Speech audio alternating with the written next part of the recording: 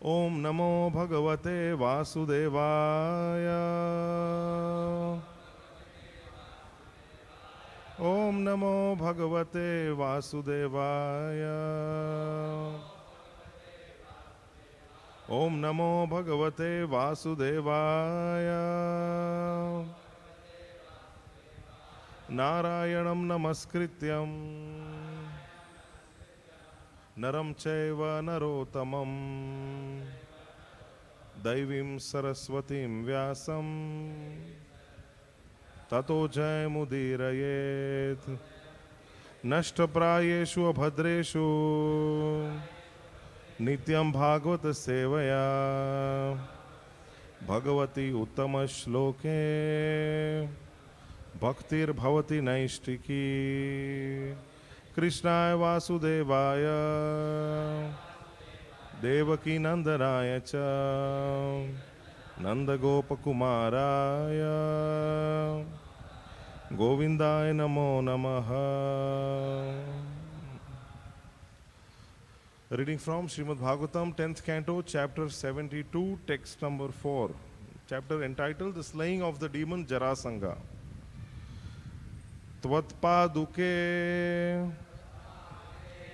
अविरतं परि ये चरन्ति ध्यायन्ति अभद्रनशने शुचयो गृह्णन्ति विन्दन्ति ते कमलनाभ भवापवर्गम् आशासते यदि त आशीष ईशा नान्ये त्वत्पादुके अविरतां परिये चरन्ति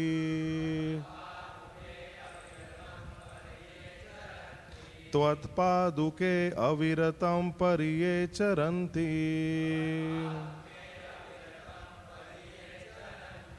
त्वत्पादुके अविरतां परिये चरन्ति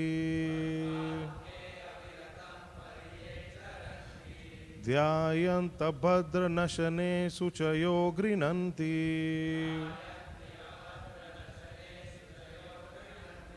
ध्यायन्त भद्रनशने शुचयो गृह्णन्ति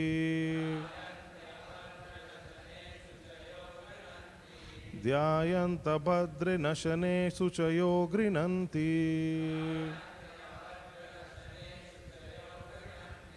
विन्दन्ति ते कमलनाभ भवापवर्गम्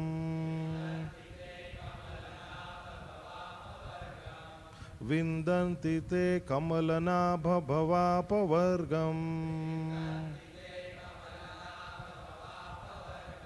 विन्दन्ति ते कमलनाभ भवापवर्गम्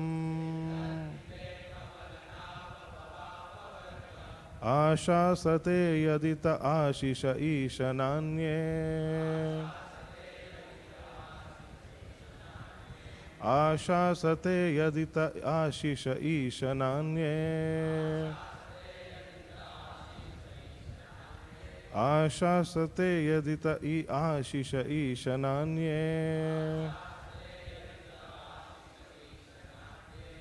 त्वत्पादुके अविरतं परिये चरन्ति ध्यायन्त भद्रनशने शुचयो गृह्णन्ति विन्दन्ति ते कमलनाभ भवापवर्गम् आशासते यदित आशिष ईशनान्ये त्वत्पादुके अविरतां परिये चरन्ति ध्यायन्त भद्रनशने शुचयो गृह्णन्ति विन्दन्ति ते कमलनाभ भवापवर्गम् आशासते यदित Ashish ईशनान्ये Please chant.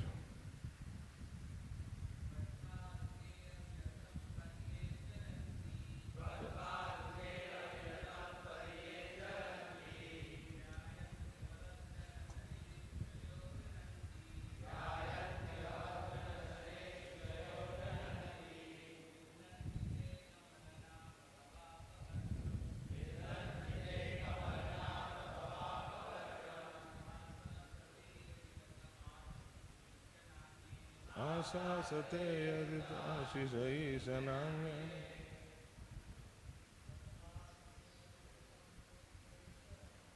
Tvatpaduke aviratam pariye charanti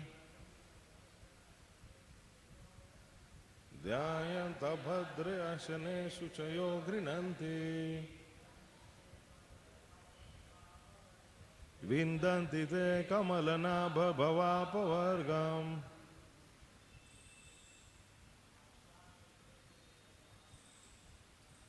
Ashasate yadita ashise. Matajis.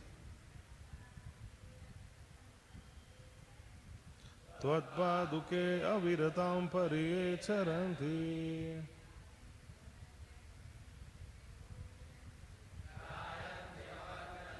Suchayo grinanti. Vindanti te kamalana bhavapavargam Ashasate yadita ashisha ishananye. Please repeat after me. Tvat, your. Paduke, slippers. Aviratam, constantly. Pari, fully. Ye, who. Charanti, serve. Dhyayanti, meditate upon. Abhadra, of inauspicious things. Nashane, which cause the destruction. Suchayaha, purified. Grinanti, and describe in their words. Vindanti, obtain. Te, they. Kamala, like a lotus. Nabha, O you, whose navel. Bhava, of material life. Apavargam, the cessation. Ashasate, harbor desires. Yadi, if. Te, they. Ashishaha, attain the desired objects. Isha, O Lord. Na, not. Anye, other persons. Translation and purport by His Divine Grace, A.C. Bhaktivedanta Swami Srila Prabhupada, Srila Prabhupada ki. Translation. Purified persons who constantly serve, meditate upon, and glorify your shoes, which destroy everything inauspicious, are sure to obtain freedom from material existence. O lotus-naveled one, even if they desire something in this world, they obtain it. Whereas others, those who do not take shelter of you, are never satisfied, O Lord. Purport. Srila Prabhupada writes in this connection that liberated Krishna-conscious persons do not even desire to become freed from this material existence or to enjoy material opulences. Their desires are fulfilled by Krishna-conscious activities. As far as we, King Yudhishthir, are concerned, we are fully surrendered unto your lotus feet, and by your grace, we are so fortunate to see you personally. Therefore, naturally, we have no desire for material opulences. The verdict of the Vedic wisdom is that you are the Supreme Personality of Godhead. I want to establish this fact, and I also want to show the world the difference between accepting you as the Supreme Personality of Godhead and accepting you as an ordinary, powerful, historical person. I wish to show the world that one can attain the highest perfection of life simply by taking shelter at your lotus feet, exactly as one can satisfy the branches, twigs, leaves and flowers of an entire tree simply by watering the root. Thus, if one takes to Krishna consciousness, his life becomes fulfilled both materially and spiritually. Srila Vishwanath Chakravarti Thakur similarly explains King Yudhishthir's statement. We feel no great urgency to perform the Rajasuya sacrifice, nor do we have any personal interest, since we are already seeing your lotus feet, and by your boundless mercy, have been taken into your personal association.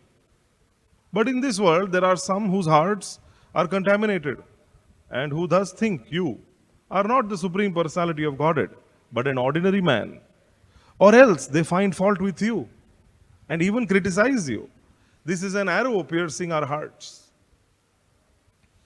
Therefore, to extract this arrow from our heart, we must call to this place, on the pretext of the Rajasuya, Brahma, Rudra, and other wise brahmacharis and demigods, who reside in each of the 14 planetary systems. When such an exalted congregation has assembled, it will be incumbent upon them to first arrange for the Agra Puja, or the first worship, for the most worthy person present. And when they are directly shown that you, Lord Krishna, are the Supreme Personality of Godhead, the arrow piercing our heart will be removed. Om Ajnanatimirandasya Gyananjana Shalakaya Chakshurunmilitam Yena Tasmai Shri Guruve Namaha Shri Chaitanya Manobhishtam Sthapitam Yena Bhutale Swayam Rupa Kada Mahyam Dadati Swapadantikam Vandeham Shri Guru Shri Yuta Kamalam Shri Gurun Vaishnavamscha Shri Rupam Sagra Jatam Sahagana Lalita Shri Vishakhanvitamscha Nama Om Vishnupadaya Krishna Presthaya Bhutale Srimate Bhakti Vedanta Swami Niti Namine Namaste Saraswate Deve Gauravani Pracharine Nirvishesha Shunyavadi Paschatya Deshatarine He Krishna Karuna Sindho Dinabandho Jagatpate Gopesha Gopika Kanta Radha Kanta Namostute Tapta Kanchana Gaurangi Radhe Vrindavaneshwari Vrishabhanu Sute Devi Pranamami Hari Priye Vancha Kalpatarubhyascha Kripa Sindhubha Evacha Patitanam Pavanebhyo Vaishnavebhyo Namo Namaha Jai Shri Krishna Chaitanya Prabhu Nityananda Shri Advaita Gadadhara Srivasadi Gaura Bhakta Vrinda Hare Krishna Krishna Krishna Hare Hare Hare Rama Rama Rama Hare Hare. Translation is: purified persons who constantly serve, meditate upon, and glorify your shoes, which destroy everything inauspicious, are sure to obtain freedom from material existence. O lotus-naveled one, even if they desire something in this world, they obtain it. Whereas others who do not take shelter of you are never satisfied, O Lord. So, in this chapter, the slaying of the demon Jarasanga, Srila Prabhupada, this is 10th canto, so here we see that these are the purports are given by the disciples of His Divine Grace, Srila Prabhupada. But they quote so much from Prabhupada's Krishna book, of which he has given a summary study. So here we see in the beginning, Yudhishthir Maharaj, he is glorifying Krishna. And he expresses his desire to perform this Rajasuya sacrifice, saying that the reason for him wanting to perform Rajasuya sacrifice is primarily to glorify Krishna. So just like all devotees, they are always wanting to glorify the Supreme Lord. So here we see this is Yudhishthir Maharaj in the mood of a preacher, of a person who's wanting to glorify the Supreme Personality. Because he says, just like we read in Srila Prabhupada's purport, in Vishwanath Chakravarti Thakur's commentary, it says that Yudhishthir Maharaj is thinking that we Pandavas, we are already satisfied. We are already satisfied. We got the opportunity to be in your personal association. So we don't have any desire. But if we glorify you, if we perform this Rajasuya sacrifice, it is an opportunity for glorification. It is an opportunity to glorify you. Because there are people who think that you are not the Supreme. They criticize you also. So by glorifying you, this will be established. So we want to substantiate this idea. So this is the intention behind Yudhishthir Maharaj wanting to perform the Rajasuya sacrifice. The devotee is satisfied, just like Yudhishthir Maharaj here he mentions, is satisfied. Not for myself, but so that others come to know. Yudhishthir Maharaj is thinking that it is an arrow piercing our heart when others criticize you, when they don't accept you as the supreme. This happens to, as we develop some affection, attachment, some attraction to the Lord. And then we see in modern day society, when somebody uses the Lord's example in a negative context, then immediately there is an arrow piercing the heart. Like a few years ago, there was this live-in relationships. There was an article on whether to, there was a discussion whether to allow and whether to, legalize live-in relationships. And for that, they gave the example that Lord Krishna was in live-in relationships with so many gopis. They gave an example like this. It was there, it came in the newspapers also. There was a whole discussion. Of course, our devotees also, they wrote back replying to this. But when you hear like this, it is like an arrow piercing the heart. Is it not? Because for the devotees, they know Krishna's transcendental position. Here it is also mentioned that how Yudhishthir Maharaj, he wants to prove that Krishna is not just a historical personality, just not an important personality. Actually, this is the gift that the Britishers left for us. What they did was, they said Vedas are ordinary scriptures, they're ordinary books. They said actually they are great books. They're great books. And they said Krishna is a great personality. What is wrong in this? Well, both are wrong, because Vedas are word of God. It's not some great book. And Krishna is not a great personality, he is a supreme personality. So the moment when it is questioned, the authenticity is questioned, the very basis or foundation is questioned in this way, and an inappropriate one is given in its place, then what happens to the psychology and understanding of the people is that they feel, there are many personalities, many are great, in that one of them is Krishna. So why to take him so seriously? So Bhagavad-gita being accepted as the word of God becomes a big question. Srimad Bhagavatam, accepting it verbatim as authority, is questioned. Just see, 5,000 years ago, Yudhishthir Maharaj understood what would be the situation in Kali Yuga, what we are going through now. So he wanted to establish that as a fact in the world. And therefore, Yudhishthir Maharaj, we can see that he wants to perform this Rajsuya sacrifice. And this is a prayer. This verse is a prayer to the Supreme Lord, wherein he is saying that purified persons who constantly serve, meditate upon and glorify your shoes. Your shoes. We find lotus feet coming so many places in the Bhagavatam. This is one place where we find shoes also are mentioned. Paduke, the Lord's shoes. Prabhupada, SriSriRadhaRasbihariTemple ki jai, Gaur Nitai ki, Shri Sitaram Lakshman Hanuman ki jai. Srila Prabhupada, he translates this part. He says, those who meditate upon the Lord's lotus feet and shoes. Like that he translates it. So we can see that here, the word here that is used is dhyayanti. By dhyayanti, what happens? Abhadra nashane. So meditation upon the Lord's lotus feet. What is meditation upon the Lord's lotus feet? So in the Srimad Bhagavatam, we have so many prayers which describe about meditation upon the Lord's lotus feet. Meditation upon the instructions of the Lord.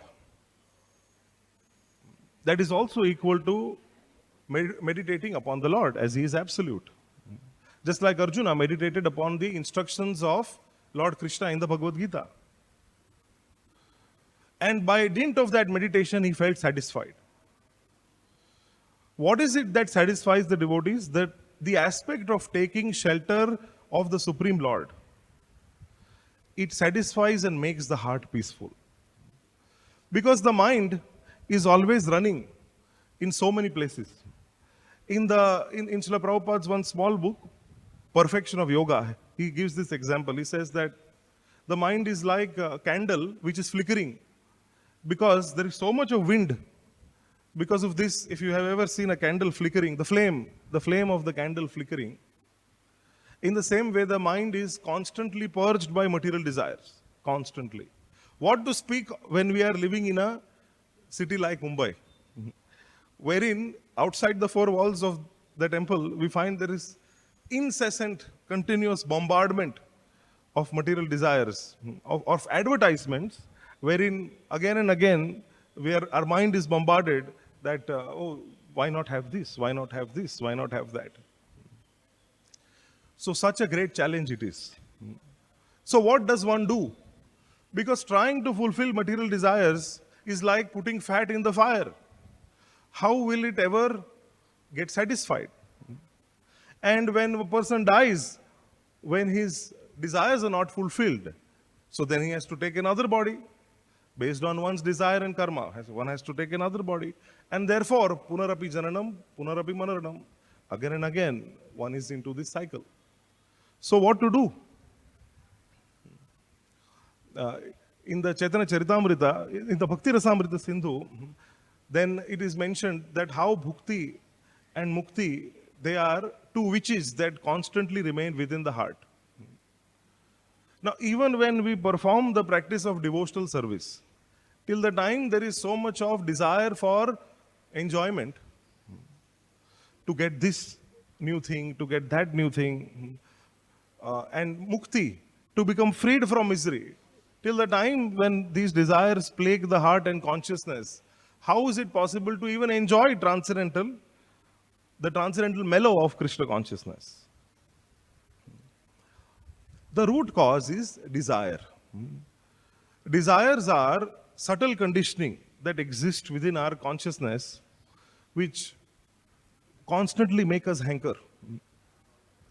But the cultivation of desires is up to the individual free will of the living entity. It is up to me and up to all of us individually as to what we choose to desire. So how do we practically in our devotional life work with these desires? In the verse that we are discussing on, Ashasate yadite ashisha ishanane.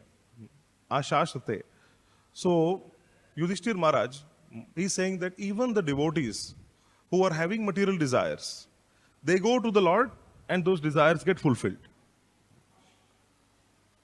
So what should we do? Should we ask the Lord for material desires? Or should we just wait for Him to fulfill them of their own?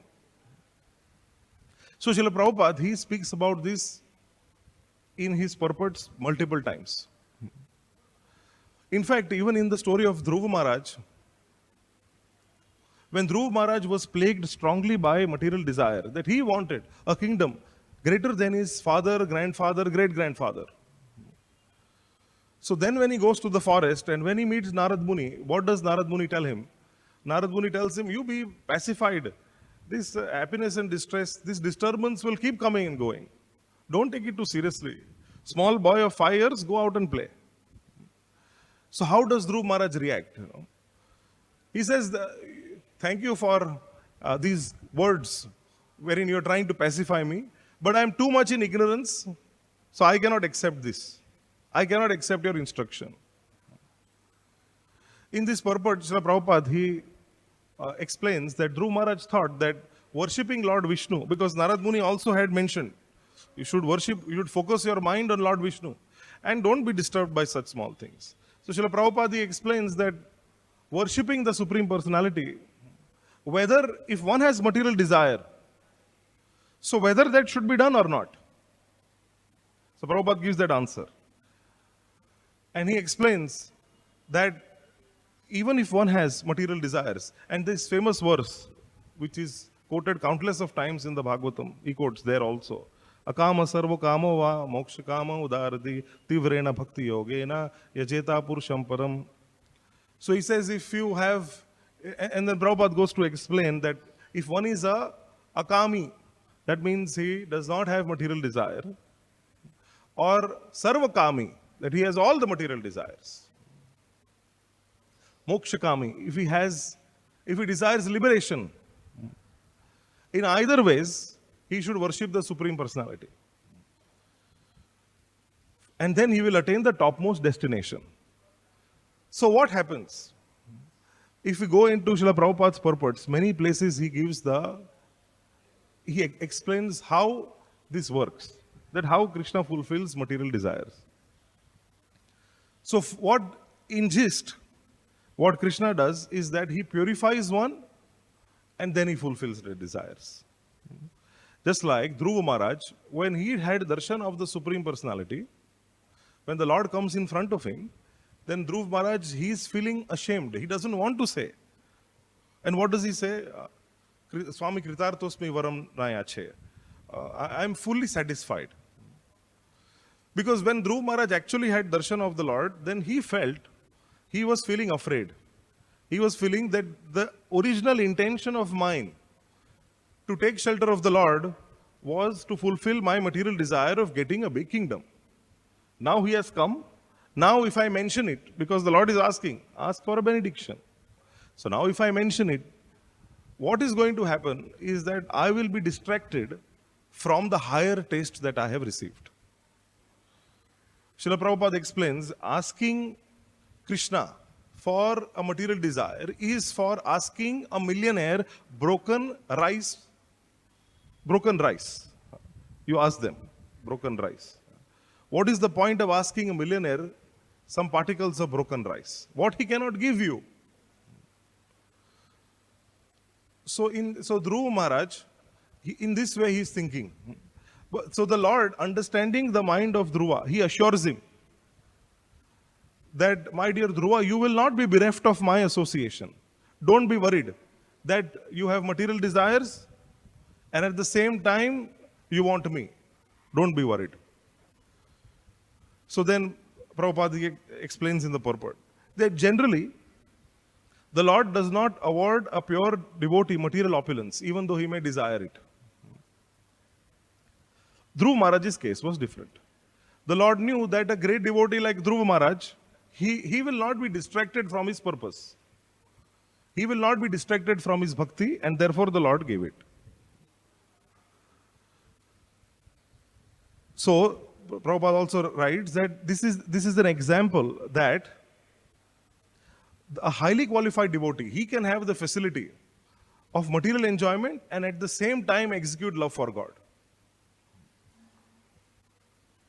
In this particular purport, even Vishwanath Chakravarti Thakur mentions also about how Yudhishthir Maharaj is saying that others feel that there are people who feel that Krishna is not the supreme, but other demigods are.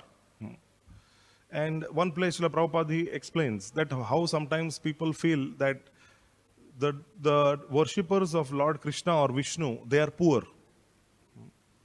Although he is Lakshmipati. Krishna is the husband of goddess of fortune, but his devotees are poor. And Lord Shiva, he doesn't even have a house to stay, but his devotees are billionaires. So it's quite a question that the husband of the goddess of fortune, you become his devotee, still one is poor. And Lord Shiva, who lives like a pauper, you become his devotee, you get everything. So Prabhupada explains that Lord Shiva, he is the husband of Durga Devi, who is the controller of the material energy. Lord Shiva is Ashutosh, he becomes pleased quickly and he becomes angry quickly also. So he gives the benediction. But when one approaches Krishna, what happens is the Lord, he first purifies. Because when a person takes shelter of the Supreme Lord, then the Lord wants him to get his association. The Lord also wants that this devotee come into my association. Therefore, Yudhishthir Maharaj, he also says that we Pandavas, we are satisfied because we already have your association. Now, where do you have the association of the Lord? One can get the association of the Lord in Vaikuntha, in Golok Vrindavan, in the spiritual world. But till the time there is material desire in the heart, how can one become qualified to go there? So because one cannot be qualified to go to the spiritual world till the time in the heart there is material desire, therefore what Krishna does is he purifies them so that they become eligible to go to the spiritual world. And then he satisfies the desire also. So he gives it in such a way. There is one Bhagavatam, there's a verse which says that the Lord, He will fulfill your desire in a way that you'll not keep asking for more.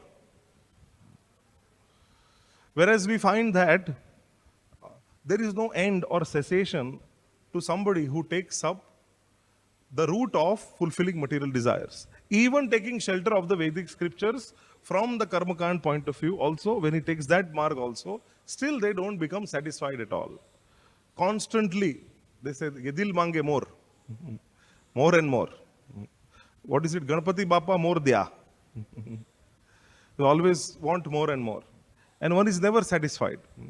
Whereas actually we see even in ISKCON society, we see in our society also, that we see devotees, by the performance of sadhana and by the performance of devotional service, we are actually fortunate. 50 years of ISKCON, we have so many devotees now who have actually had a lifetime of devotional service. Lifetime. They've spent an entire lifetime being in the society. And by observing them, also we can see that how they are satisfied, which means that this works. Which means that if they are satisfied, that means even I can attain that kind of a consciousness. It is devotion that satiates the mind. Arjuna, there is a chapter, first canto Bhagavatam, there is a chapter that Pandavas retire timely. In the beginning of that chapter, it mentions how Arjuna was disturbed. In the previous chapter, Yudhishthir Maharaj, he asks Arjuna, the previous chapter is entitled Lord Krishna's disappearance. Now, Maushala Leela is not something that is discussed. And therefore, in the Bhagavatam also, is Yudhishthir Maharaj is asking Arjuna, what happened to you? What is a list of things? Have you seen bad omens? Has this happened? Has that happened? How is it that you are so disturbed? Not speaking anything, and constantly tears are flowing from your eyes. And then Yudhishthir Maharaj himself concludes, oh, the Supreme Personality, Lord Shri Krishna, must have left this planet, and therefore you are so despondent. Then Arjuna, he is unable to speak. And then finally he gathers his voice, and then he says, that personality, because of whom we were protected all throughout our life. That personality, because of whom we were able to face such great generals in the battle of Kurukshetra, like Bhishma, Drona, that personality, by the mercy of which I was able to perform miraculous feats, burning of the Khandava forest, and so many other, I was even able to defeat Lord Shiva, Lord Indra, great demigods also. That personality is no more now. He says, I am that same Arjuna, this Gandiva bow is the same. But it is just like putting ghee on a pile of ashes. He says that. Putting ghee on a pile of ashes. Nothing is going to happen. Or using a magic wand to create some money. Arjuna gives this example. He says, without Krishna, nothing. Zero. I am nothing.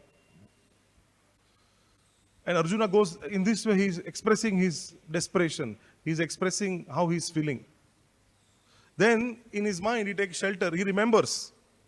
He remembers that the Lord Krishna imparted to him the instructions of Bhagavad-gita on battlefield of Kurukshetra. So then he says that, oh, I take shelter within my mind. I take shelter of the Supreme Personality who imparted these valuable instructions of Bhagavad-gita. And then, taking shelter of those instructions, Vapu is gone. So now Vani. After the spiritual master leaves, Arjuna's spiritual master was the Lord himself. Shishyastayam shadi mam tvam prapannam. So after the Lord left, what did Arjuna do? He took shelter of the Lord's instructions. When he took shelter in his mind, he became pacified. He became peaceful. He didn't have to be told, he just remembered. It seemed, in that chapter, if you read, it seems as if Arjuna is very, very disturbed. It seemed as if he's finished, completely depressed, upset. He takes shelter of those instructions in his mind and he becomes pacified. Then, now it is Yudhishthir's turn. Then he becomes upset. But in this way, in that Bhagavatam verse also, it is mentioned that this is how Arjuna, also by Dhyayanto, he also takes by contemplating on the instructions, meditating on the Supreme Lord. That is how he also becomes pacified.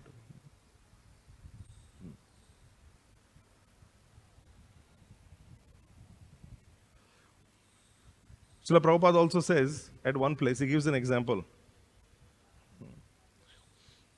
He says, you go to Krishna and ask for some material benefit. Go to some rich man and ask, please give me some broken grains of rice. He says, why to ask for material happiness from Krishna? That will roll on one's feet. And then he gives example that these Krishna conscious boys and girls in 60 centers, just see how they are materially opulent. They are living in the best house. They are getting the best food. They are in best consciousness. They are having the best hope. Everything best. Their feature of body is best. What do you want? Material happiness more than this. They have got wife, children, happiness, home, everything full. So Prabhupada gives this example. And that is a fact. That if somebody has lived in SriSriRadhaRasbihariTemple, a palatial-like mansion, then if you go and live in a small flat, you're not satisfied. Cannot be satisfied. If you live temple life, you cannot be satisfied living in a small place. If you've tasted Krishna Prasadam, then even going to a five-star restaurant, there's no taste in that. Even if one is fed or shown that this is so opulent, this is so nice, still there is no taste. So prayers. How do we express our desire to the Lord? That is through prayers. The Acharyas teach us how to pray. Prahlad Maharaj, he says, Yadi dasasi me kaman varam swamvara darsabha kamanam hridya sammoham bhavantastu vrine varam. He says, my dear Lord, please grant me this benediction. When Nrsimhadev, when he is asking Prahlad Maharaj, ask for a boon, ask for a boon. So Prahlad Maharaj, he says, my dear Lord, please grant my desire that within the core of my heart, there are no material desires. Yeah, he desires to not have any material desires.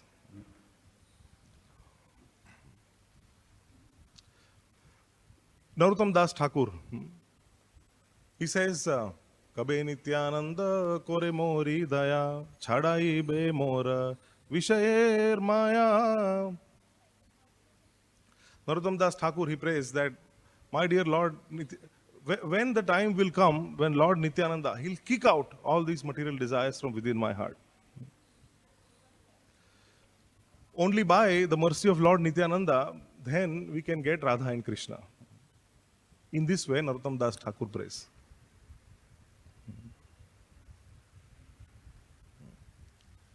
Srila Prabhupada explains that how even Hitler, who tried to satisfy his desires by conquering big empires, what happened to him?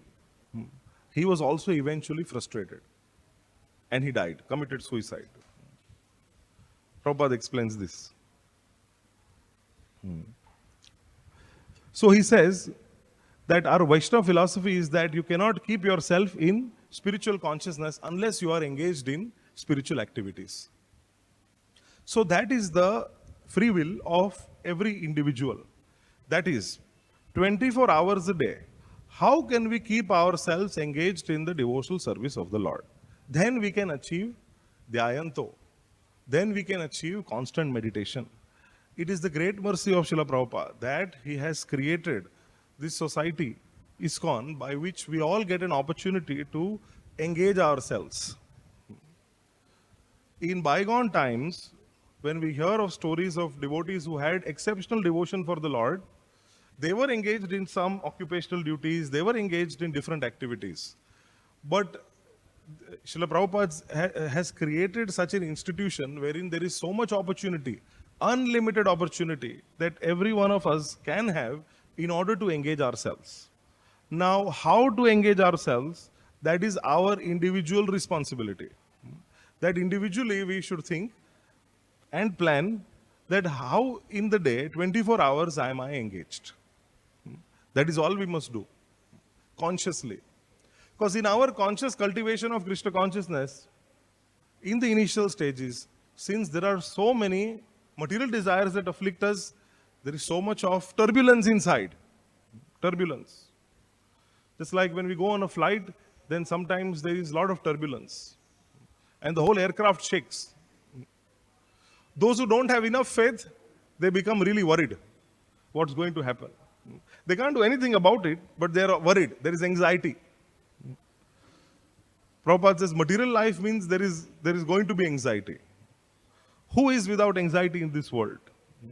Only small children, because they don't know what reality is. Everybody else is in anxiety. Anxiety is due to material attachment. So as much as we take shelter of the Lord, as much as we become Krishna conscious, as much as we become engaged, anxiety will be there.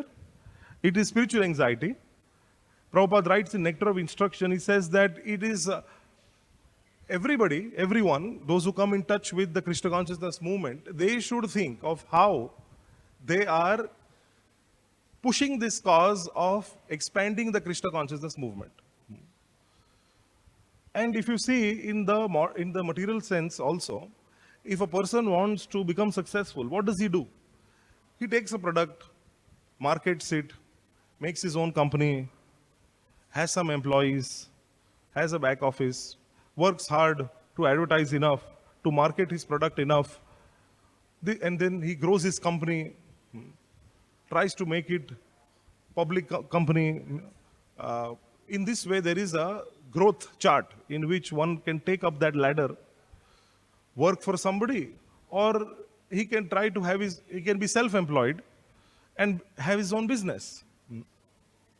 But if you have to sell some product, if you have to work, then why not sell the best commodity, which is Krishna consciousness? Why not sell Bhagavad-gita? Why not attach ourselves to the best commodity, the best product that is Srila Prabhupada's books, the holy name. Why not do that?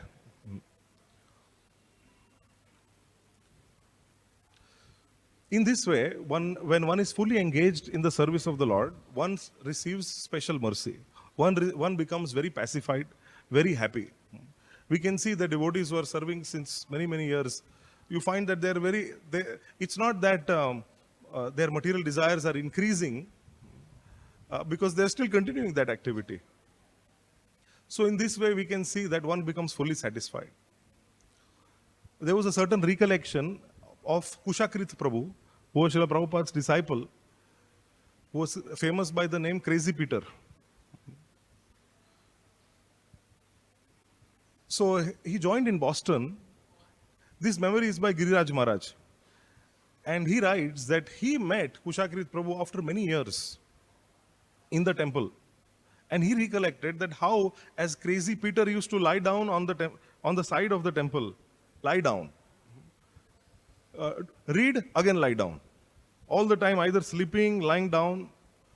And the devotees had complained, written to Prabhupada, saying that, this is how he's doing all the time. He's lying down. So Prabhupada had replied, why can't you just tolerate? So the devotees tolerated. Later on, he got initiated. And then Giriraj Maharaj, he says that when I came after so many years, I came back to the temple, I saw Peter, and I asked some devotee, who is this devotee? So they said, this is Kushakrit Prabhu. And so he says that he was so surprised that it is that same person who was known as Crazy Peter at that time, who the devotees had written off as a hopeless case. But now then, he had already written so many books of the Acharyas, translated so many books. He served as BBT Sanskrit editor. And he wrote so many, translated so many of the Acharyas' works. And till the end of his life, that's what he was engaged in. So that is the impact devotional life and devotional service has. Just because it is Jagannath festival coming up, and Gundicha Marjan is around the corner in 2 days, and then Rath Yatra, 7th is Rath Yatra. Next week is Rath Yatra, we'll be celebrating here. just to remember the glories of Lord Jagannath, in connection to this, so there was a devotee, Ganapati Bhatta, a very famous story of Ganapati Bhatta, who was an impersonalist. And he read in the Puranas that Parabrahman resides in Puri. So he journeyed, he lived in a village in Karnataka, and from there he journeyed to Puri, having the hope that he will see Parabrahman in Puri. And if he sees Parabrahman, he takes darshan of Parabrahman, he will merge into Parabrahman. So he reaches Puri, and he asks people, where they say Nilachal. And then he checks, oh, Purana says, yes, Nilachal hill. So he reaches there at Nilachal. So there they all say, oh, the Lord is personally present in his form as Daru Brahma, in his deity form. You go in the temple and take his darshan.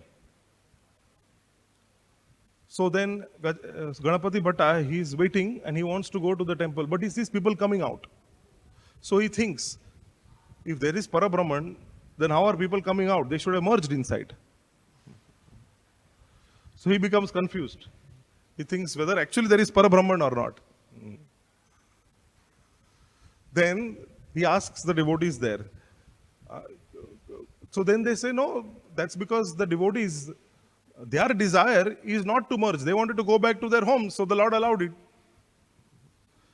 The devotees who went to take darshan of Parabrahman, they didn't want to merge in him. They wanted to go back to their home, so the Lord allowed them to come out. So Ganapati Bhatta thought, oh, then it must be true. Let me go. So he goes there and he gets very nice darshan, very beautiful darshan. But now Ganapati Bhatta, in his mind, he was thinking, he was mixed, like an impersonalist, and also he wanted to see, he was a devotee of Ganesha also. So he wanted to see the Lord with an elephant head and trunk. In his mind, that was the conception. So he saw that Daru Brahma form, he didn't see the Lord with elephant head and trunk. So he felt very upset. He said, how can this be Parabrahman? So he came out of the temple dejected and he was going back to his place. Now Lord Jagannath, if anybody comes with whatever desire, just like we are discussing in this verse, whatever is the original intention, it doesn't matter as long as one is approaching Jagannath. So the Lord, he takes notice and he tells his servant, he tells the king's servant, Mudirath, who is in charge. He comes in his dream and tells him that my devotee Ganapati Bhatta had come and he wants to see my form as the elephant head and trunk. He is going back. Go and stop him.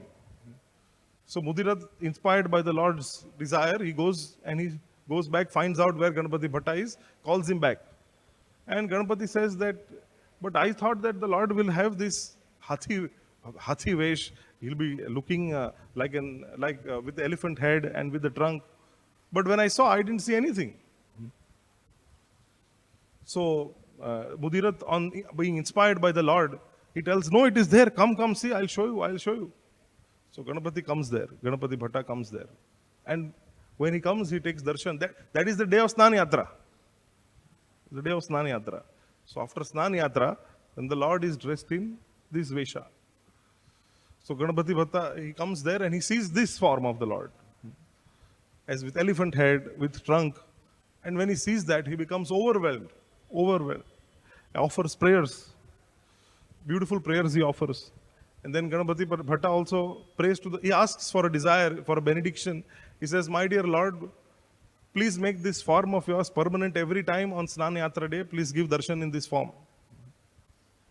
That becomes Hathi Vesha. And henceforward then, after that, the Lord in this form, he gives darshan every year. And Ganapati Bhatta, his desire was merging. He disappeared there on the spot, merged into the Lord. And all the pandas, all the devotees who saw, they chanted a big Haribol that Ganapati Bhatta attained the Lord in this way. So that was his desire and that was fulfilled. In the same way, there are so many other great devotees of Lord Jagannath, like Bandhu Mohanty.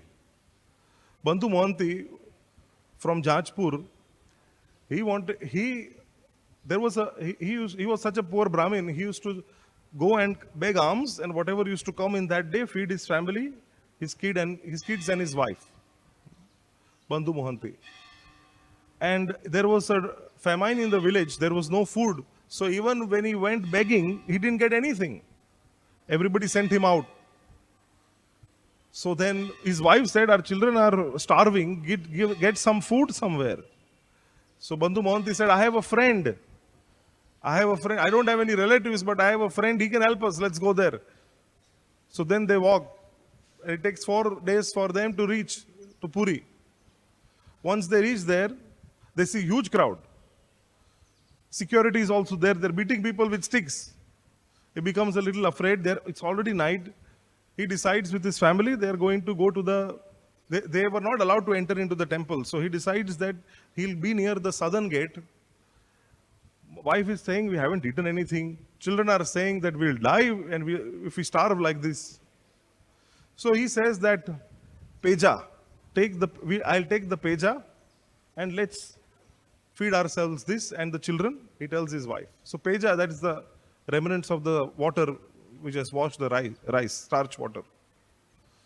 So he drinks the Peja and he gives the Peja to his children and family. They all take the Peja, they sleep. But inside, Bandhu Mohanty is thinking that, my dear Lord, I came here all the way, traveled so far distance, thinking you are my only friend, you are my real Bandhu. And then this is the situation. How is it possible? Am I out of your creation? He's praying like this. Am I out of your creation? That you don't give us food, you don't give us something. In this way, he's thinking, he's praying, and he falls asleep. The Lord cannot tolerate this. So he takes the form of a Brahmin, takes his own golden plate, fills it up with prasadam, and goes out and calls out the name, Bandhu Mohanty, Bandhu Mohanty. Bandhu Mohanty is half asleep. He hears his name. He thinks, nobody knows me here. Who can call me? Maybe some other Bandhu Mohanty. Then the Lord says, Bandhu Mohanty from Jajpur. So he says, this is me. So he goes there and he sees that this Brahmin is there, nice, effulgent looking, with a golden plate full of Mahaprasad. So the Brahmin says, there was some Mahaprasad left, and I was told by one of the pujaris that you have come, so this is for you, please honor this prasadam with your family. So Bandhu Mohanty is elated. He takes this prasadam plate, shares it with his family members. All of them with a full stomach, they are very happy in the night and they decide to rest. Now he goes and searches the Brahmin to give him the golden plate. No Brahmin visible. So he keeps the plate covered in his cloth, thinking next day morning, I'll go and I'll search for him and I'll give him the plate. So next day morning comes, the pujaris in the altar understand, golden plate of Jagannath is missing. So there is big panic and havoc. The guards, they suspect some pujaris, they lock them up and they beat them. That who's stolen the plate? There's some temple devotees say that we saw that there is one family who were staying near the Pejanal, there at the southern gate, and there we saw that there's some man who is having a golden plate that's wrapped in his cloth. So the guards go there. They see Bandhu Mohanty with the plate. So they ask him, where did you get this plate from? Bandhu Mohanty says, oh, this plate, some Brahmin came and gave me yesterday. So then the guards become very upset, very enraged, and they lock him up and his family, they beat him black and blue. Bandhu Mohanty gets so much beating. Bandhu Mohanty in his heart, but he is feeling that I am at my dear Lord's place. Whatever he does to me, I will accept as his mercy. He's being beaten and he's locked up in jail. The Lord becomes very upset. He comes in the Lord, it mentions that he climbs on Garuda and comes straight to the king's palace. King is sleeping. In the dream, the Lord comes and he tells the king in the dream, what is your problem if my devotee has come far away, he is my friend, he's come to take shelter of me, I am using my plate, did I use your father's property? My plate, my prasad, I am giving him, what is your problem? And see the way in which your guards are treating him. If you don't respect Bandhu Mohanty, if you don't take him out of jail now, if you don't give him the respect that he deserves, put a turban on his head, and provide for him enough maintenance for a lifetime, then your family will be destroyed. The king wakes up with a start, runs himself, goes to the prison, falls full flat at Bandhu Mohanty's feet. And he says that we misunderstood. Please forgive us. Please forgive us.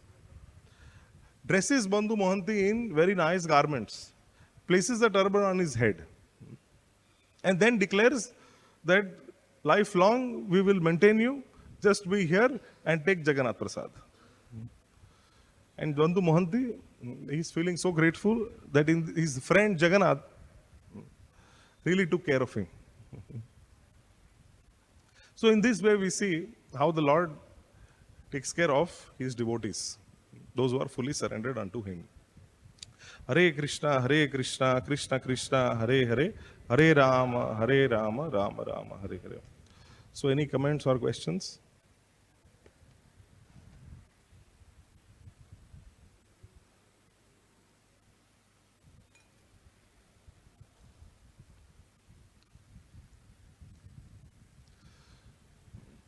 Okay, so we'll end. Jamudi Prabhu.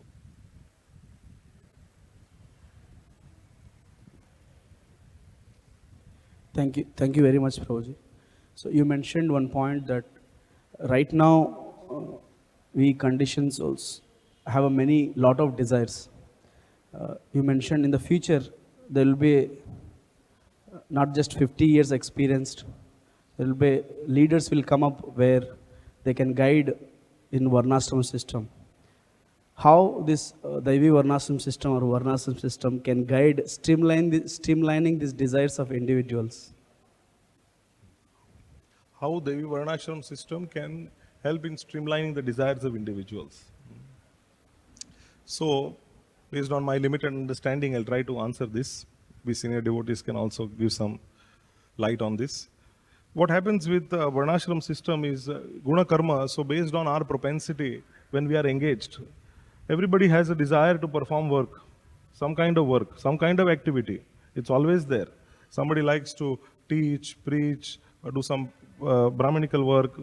Somebody else likes to, it's more intellectual work. Then somebody else likes to manage, administer. Somebody likes to do some kind of business. Somebody else likes to serve others. Just in this way, these four classes, the four propensities exist already. And when people are engaged in this way, Varnashrama meaning that they are engaged according to their propensity, based on their nature and inclination, then they have an engagement. So they are satisfied with the work itself. They are satisfied with the activity itself. Daivi Varnashram means keeping Krishna in the center. So when Krishna is kept in the center, then that's a complete Varnashram system. Otherwise, Varnashram in itself also is a material system, which has the possibility of a fall down. The Daivi Varnashram system being complete in itself, because of Krishna, which is transcendental, so then one becomes satisfied fully by being engaged in the activities that one is inclined to do. So in this way, then they get satisfied, because that's when we are engaged in the service of the Lord. So it is bhakti, it is devotion, it is the element of taking that shelter that satisfies. So on its own, Varnashram doesn't sustain, but Daivi Varnashram, it does. So in this way, it can satisfy the desires of individuals. And therefore, Srila Prabhupada's desire was to establish the Daivi Varnashram, so that devotees having all different kinds of inclinations can be engaged according to their propensities, and thus they remain satisfied in Krishna consciousness, remain within Bhakta Sangha, and so by the end of their life, they can then go back home, back to Godhead. Okay. Thank you. Okay. So we'll end here. Granth Raj Srimad Bhagavatam ki, Jagadguru Srila Prabhupada ki, Nitai Gaur Premanande.